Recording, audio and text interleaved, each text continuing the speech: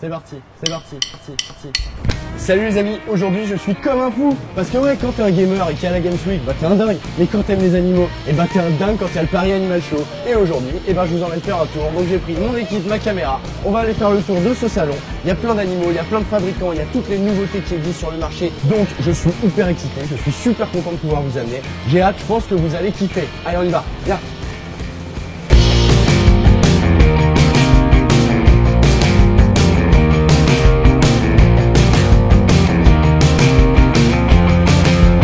Pas la queue, nous avons un badge VIP.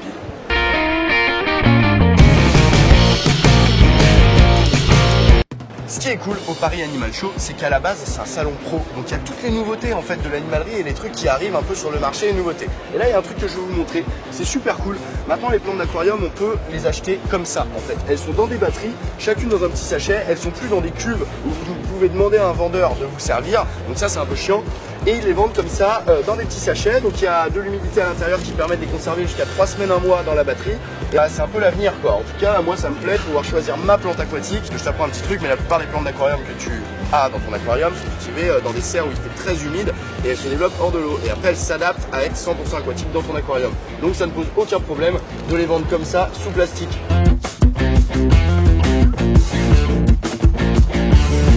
Dans la famille des chiens improbables, je demande le chien nu. Et vous avez devant moi, ce sont donc des chiens nus qui sont originaires de Chine, voilà. Et en fait, je viens d'apprendre que dans la même portée, et ben en fait, il pouvait y avoir des chiens nus qui naissaient poilus comme celui-là, qui naissaient complètement nus comme celui-là, ou qui naissaient demi-nus comme celui-là. Donc en fait, c'est assez incroyable. Bah écoutez, ils sont super mignons quoi. Alors niveau look, j'avoue qu'il faut aimer. En fait, j'arrive à les trouver super mignons malgré l'absence de poils quoi. Et en fait, on est attaché par ce petit côté un peu victime, il est très mignon, ah non, il est gentil, je l'aime bien quoi. Je l'aime bien. En tout cas, merci beaucoup Nadia.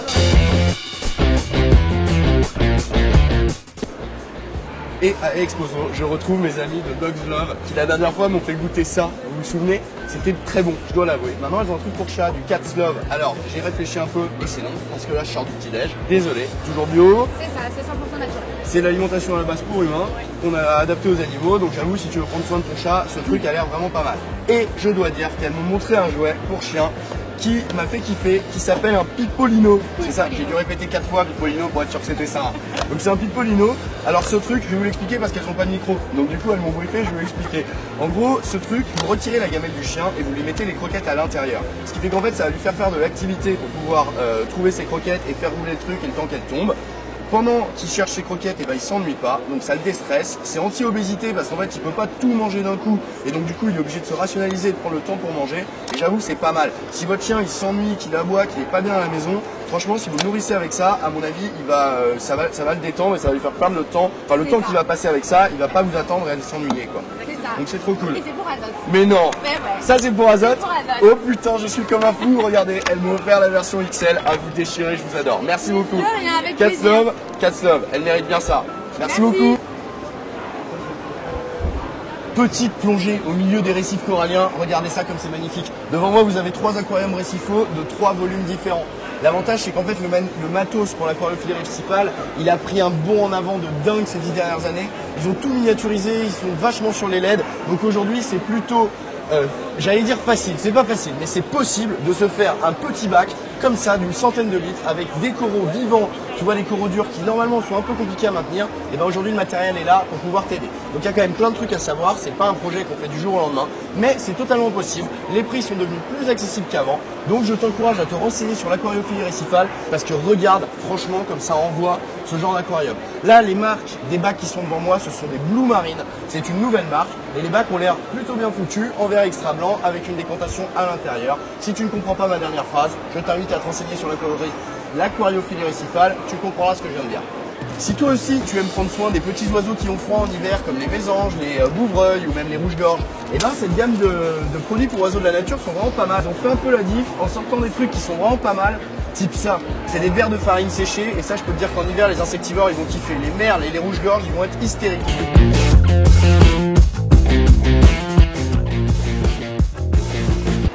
Qui est-ce qui a le plus la pression? C'est vous ou c'est lui?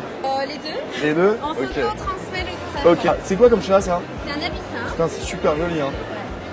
De couleur lièvre. C'est un chat égyptien. Un chat qui est curieux, très actif. Elle est très proche de son maître. C'est une femelle. Ah, c'est une petite femelle. Putain, elle est super calme, hein. Elle est calme, elle a l'habitude. Elle a l'habitude, ok. Bah, elle est canon. Elle est Merci. canon. Merci Non. beaucoup. Et le chat est pas mal aussi. Ah, voilà. Bonne chance. Merci. Je suis avec Christine, qui a un chat, je dois dire, me fait un peu flipper. Je dois l'avouer, j'ai un peu peur. C'est le chat loup-garou. Et en fait, c'est une race qui a été développée entre autres par Christine. Et donc, qui a vraiment une tête de loup-garou. Et en fait, il a un gène qui lui fait perdre un peu de poils. C'est ça, dans le gène, il y a moins de poils. Incroyable. Et les gens, mais j'avais jamais entendu parler de ça. Hein. Et c'est vrai qu'ils sont à la fois très mignons, mais ils sont quand même un petit peu flippants quand même. Hein. Vous avez pas peur, vous, la nuit, quand vous les croisez et tout? Non. Alors moi j'en ai 7. Oh putain, vous croisez 7 chats comme ça de nuit et tout, moi je sais que je serai comme ça. Oh voilà un autre. Hop, hop, hop. J'espère qu'il va pas me mordre et que je vais pas me transformer. Du pépère. Tu me rassures pas des masses, mais tu es quand même mignon. Monsieur s'est même fait tatouer son propre chat loup-garou. Pas mal.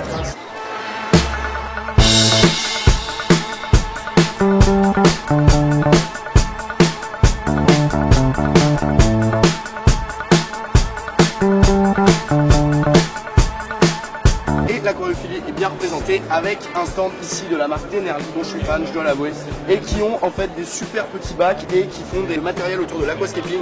Donc ils vendent beaucoup de choses pour faire des super décos. Et vous voyez, aujourd'hui on peut faire vraiment des super petits décors. Là vous avez 2 modèles de leur bac et j'avoue qu'ils ont fait des super jolis décors. Et ils ont plein de plantes in vitro, on peut acheter toutes les plantes en in vitro maintenant. Pareil, qui sont des petites plantes et qui se développent super vite et super bien. Ça va plus vite de partir sur de l'in vitro que de prendre des plantes adultes et le temps qu'elles s'adaptent. Donc c'est vraiment super cool.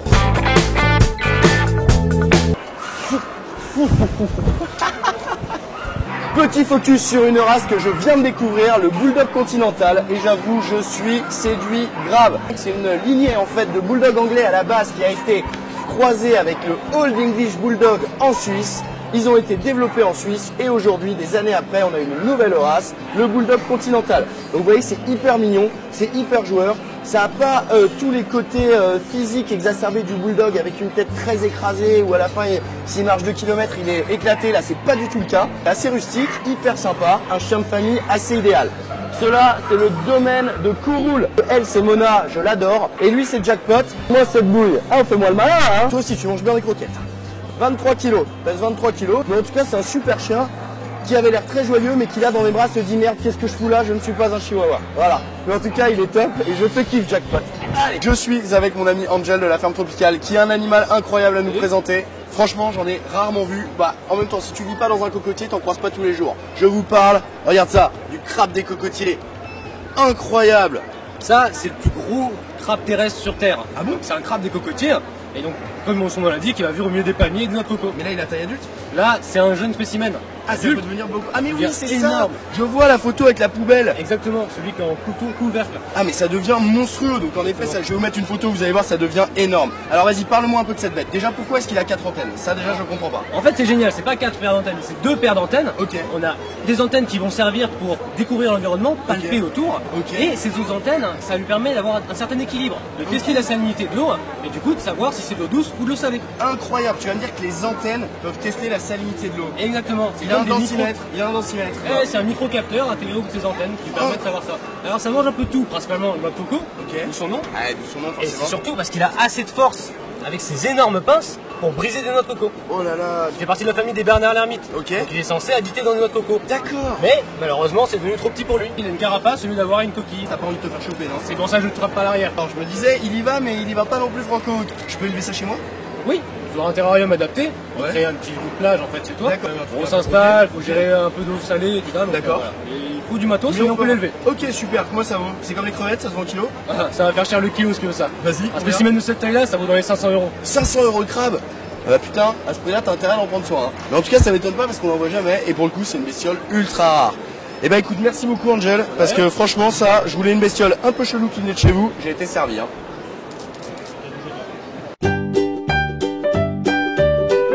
Aujourd'hui, on voit bien qu'on est dans l'ère du design et on fait des produits super jolis et du mobilier pour animaux qui, j'avoue, est super joli. Ce sont des boules en fibre de polyester qui sont encadrées dans un petit bois brut qui va bien. Ça change de ce qu'on voit un peu d'habitude. Bon, c'est pas donné, ça vaut 150 balles la petite maisonnette. Et il en faut pour tous les budgets et toutes les bourses. Et ça, voilà, j'ai trouvé ça très sympa. J'ai pas les moyens de me l'offrir parce que c'est un peu rush, mais par contre le chat me plaît beaucoup. Alors chut, mais j'en parlais.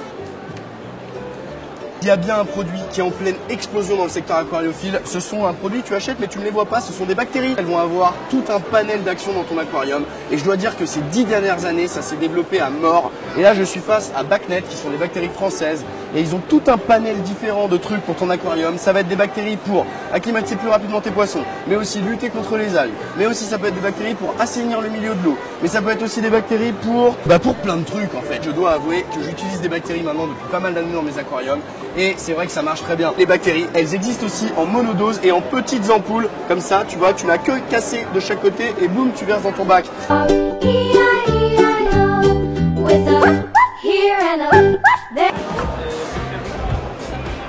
Oh, j'avais trop soif.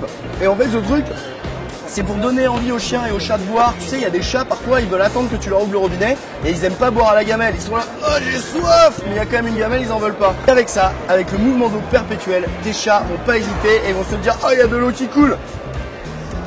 Et comme moi, ils vont aller boire direct. Dans ce petit aquarium, vous avez une crevette qui est géniale, donc une crevette d'eau de mer qui s'appelle Nismata amboinensis et qui en fait a la particularité d'être une crevette déparasiteuse. C'est-à-dire que si j'approche ma main, regardez bien mes mères. Et en fait, elle est intéressée par mes peaux mortes et tout ce qu'il peut y avoir sur mes doigts et qu'elle va consommer.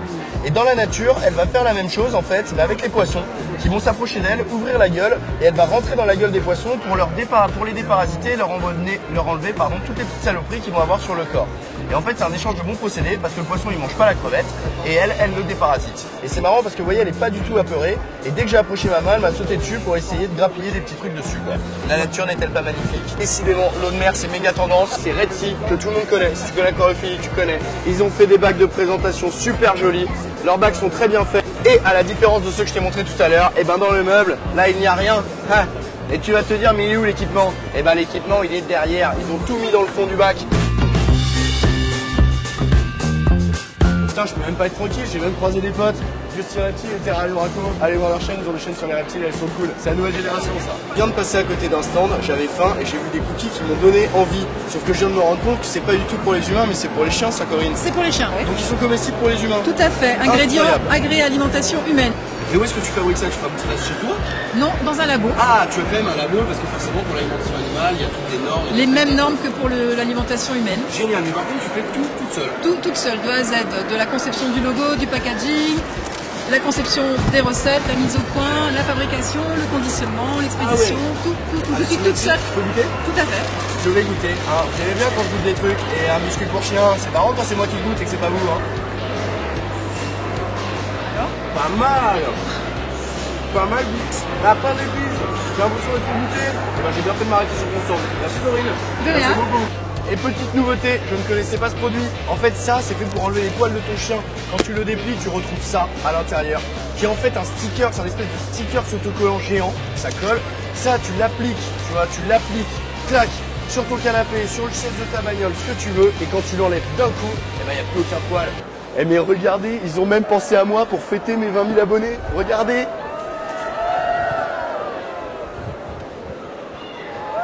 Merci beaucoup. En fait, il y a un côté do it yourself qui cartonne. Aujourd'hui, on fabrique de l'aliment pour chien avec à la base des aliments pour humains.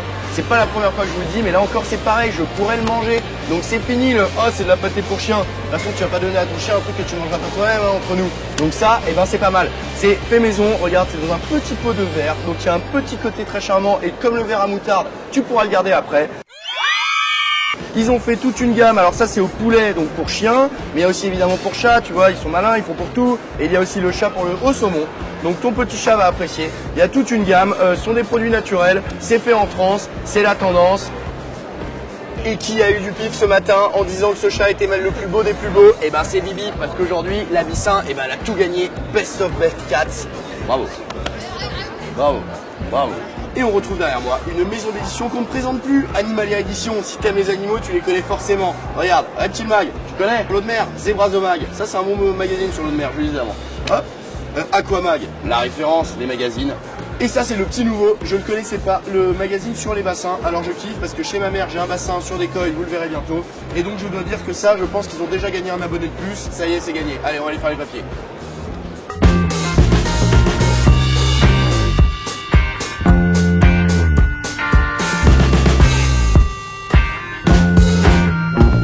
Me voilà, non pas à la pêche aux moules, mais à la découverte des carpes koi. Alors je vais pas trop bouger parce que ce sont des poissons qui sont un peu sensibles, comme moi. Donc du coup, j'ai pas envie de les faire flipper, donc je reste en place.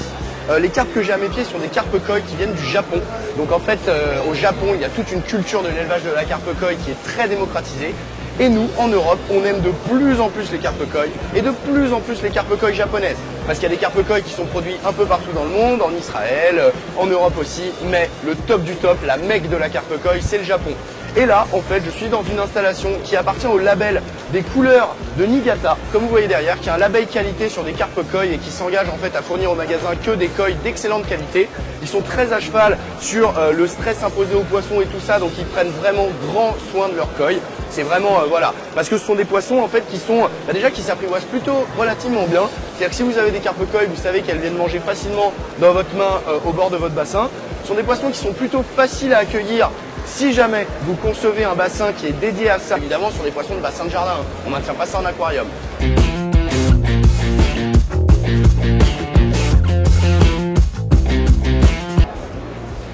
Comme à la maison, hein. On sort directement des carpes koi pour vous montrer ce que mangent ces carpes koi parce que ça c'est intéressant. Les carpes koi en fait elles ont tout un régime alimentaire qui est différent en fonction de l'année, surtout en fonction des températures à laquelle on les élève. Forcément l'hiver elle va manger moins de protéines que l'été parce que l'été elle va pousser plus vite avec les températures.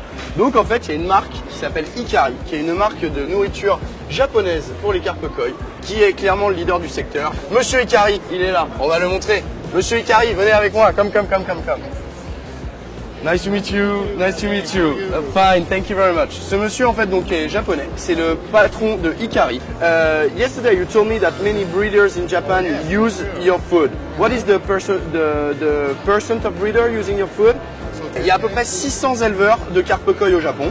Et 90% de ces éleveurs utilisent sa nourriture Hikari. Donc c'est vrai qu'il est vraiment au top. Personnellement, c'est une nourriture que j'utilise pour mes poissons d'aquarium. Parce que maintenant, ils vendent la nourriture aussi pour poissons d'aquarium. Et je vais vous la montrer. Ça, je l'utilise et je kiffe ces produits. Donc je vous le dis, parce que quand c'est très bien, il faut le dire aussi. Et ça, c'est hyper bien comme nourriture pour poissons, cette marque. C'est hyper appétant. Thank you very much. Thank you very much. Thank you very much. Very nice to meet you. Thank you. Je suis très content de le rencontrer parce que comme je suis fan de sa marque, et ben je suis fan du patron. Et voilà. Ça va toi?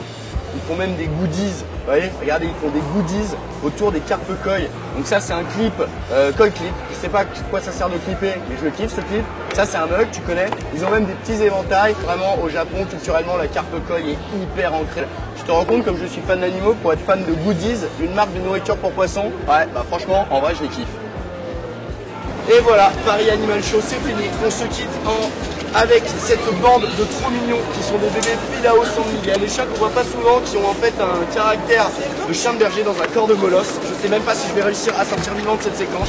En tout cas, je vous remercie beaucoup. J'espère que cette vidéo vous a plu. Abonne-toi si tu veux revoir ma gueule et suis-moi sur Snap et Insta si tu veux des nouvelles d'animaux tous les jours. On se retrouve très vite. Je meurs au milieu des chiots.